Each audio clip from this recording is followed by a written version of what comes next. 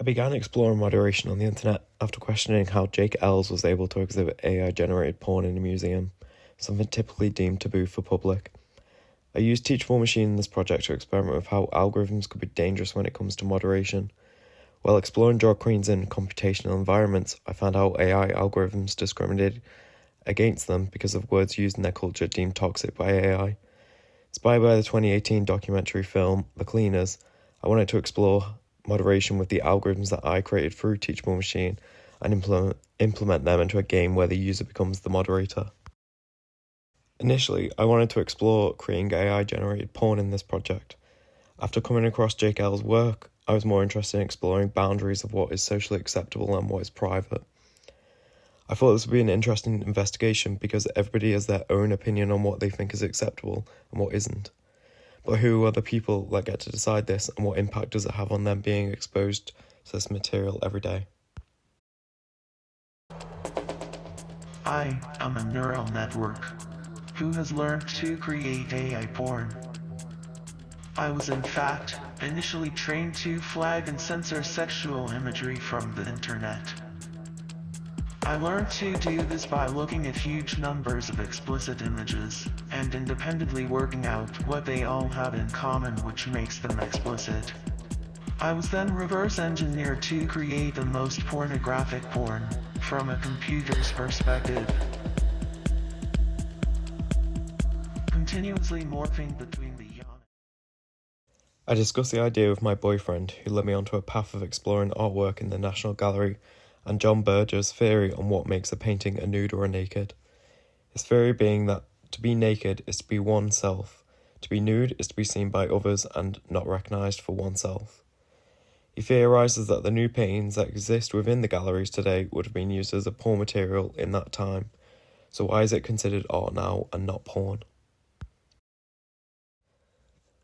I explored a theory that Michelangelo secretly painted homoerotic scenarios inside the Sistine Chapel, one of the graphic ones being a man fisting another. This would be considered hardcore porn on the internet, so what would happen if imagery like this was passed through an AI algorithm? Would it flag up as porn or art? What could be the future of our work if we began to listen to AI telling us that this is porn?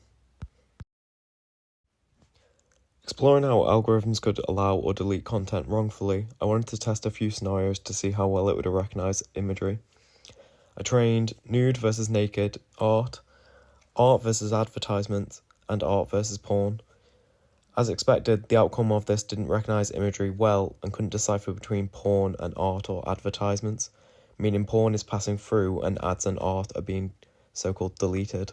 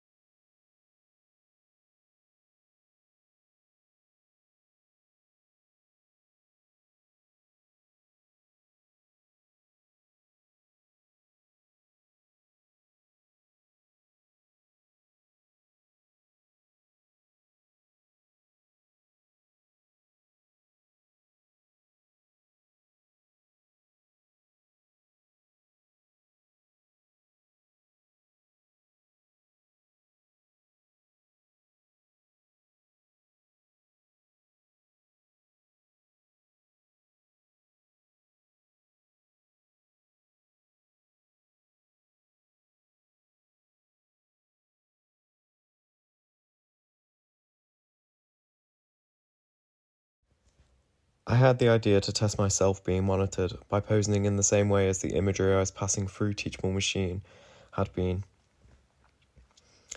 I didn't do this in the end as I didn't feel comfortable being naked in front of a webcam and uploading this imagery to Google to be trained. I didn't deem it necessary in the end to fulfill the project. Mira told me to watch this documentary which investigates moderators' impact on what we see on the internet and what we don't see. I learned that the majority of moderation is outsourced to the Philippines, where workers are expected to meet a quota of 25 images or videos a shift. One moderator explained how she had never been exposed to male genitalia before, and she became entranced and even dreamed of what she was seeing. One woman tried to quit after being exposed to child pornography, but she was told to return to her work as she'd signed a contract to do so. I remember feeling that I wanted to quit already.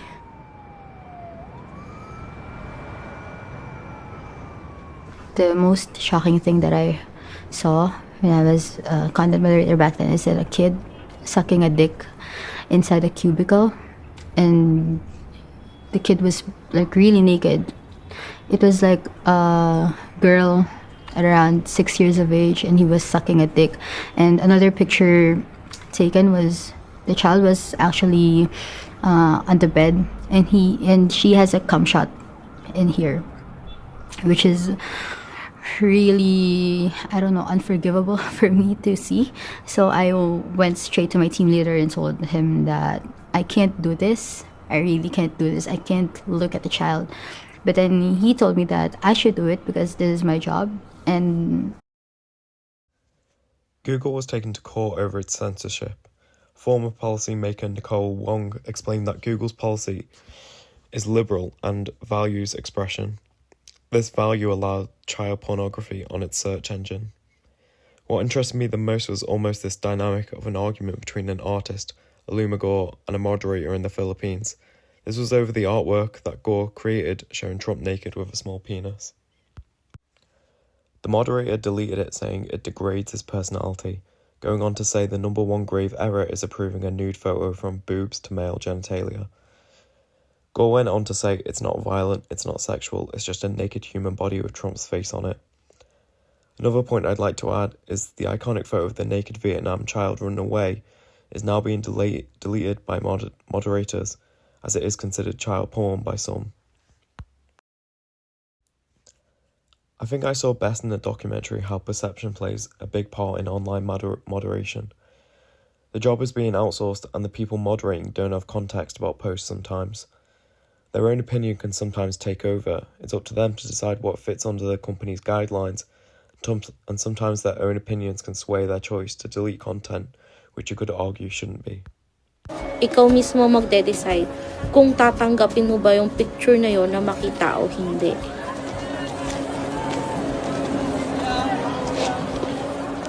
So, number one grave error is yung makapag-approve ka ng nude photos. Kung boobs, kung ari ng lalaki, bawal na bawal.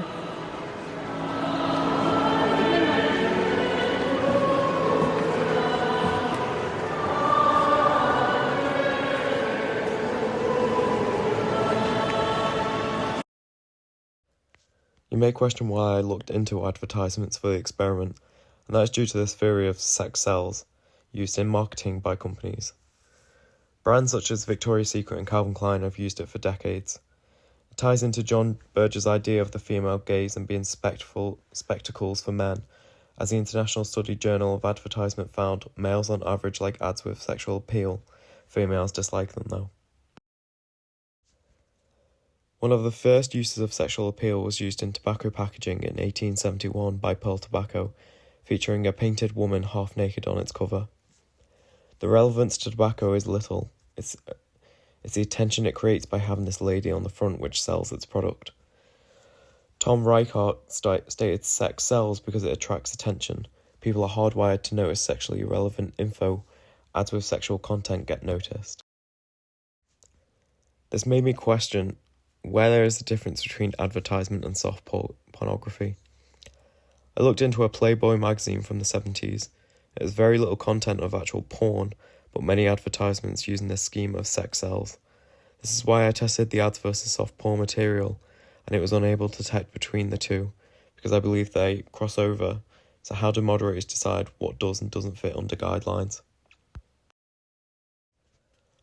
I wanted to further experiment using Pix to test boundaries within the algorithm that I created using Teachable Machine.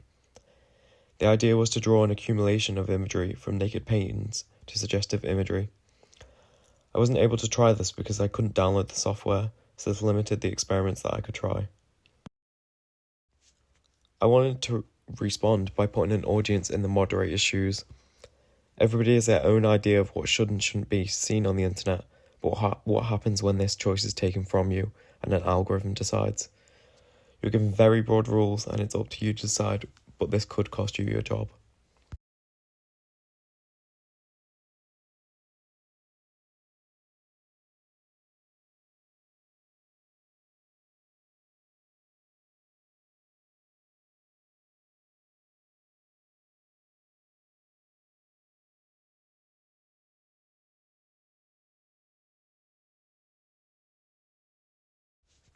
The code didn't work quite as I wanted, so the ignore and delete buttons didn't function.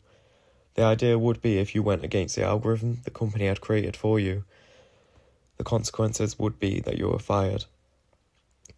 I changed this to work so if you logged out before meeting your 25,000 quota, then you would be fired, to show the conditions the moderators are under even when being exposed to materials such as child pornography.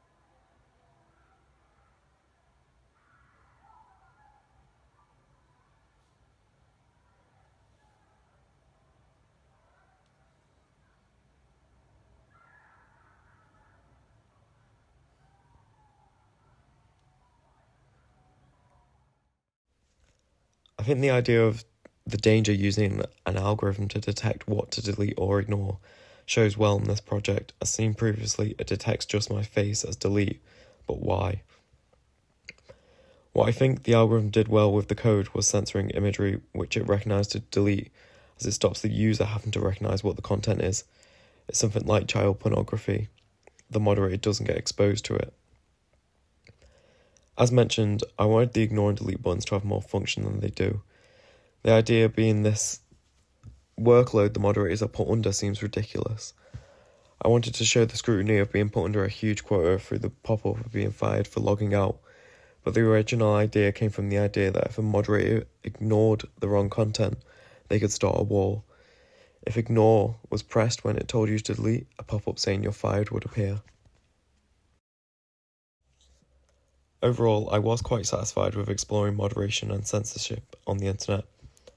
As someone who creates sexually charged work, it was interesting to see behind the scenes and how public opinion can determine what I would or wouldn't be allowed to advertise on the internet.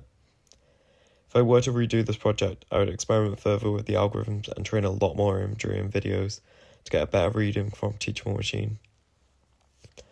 Looking back now, I wish that I had put myself in front of the camera. I trained imagery of people who didn't consent, and this could be an ethical problem, so in the future I would consider being inspired by their imagery and recreate it myself, or use pics to distort their appearance so that they are not recognisable.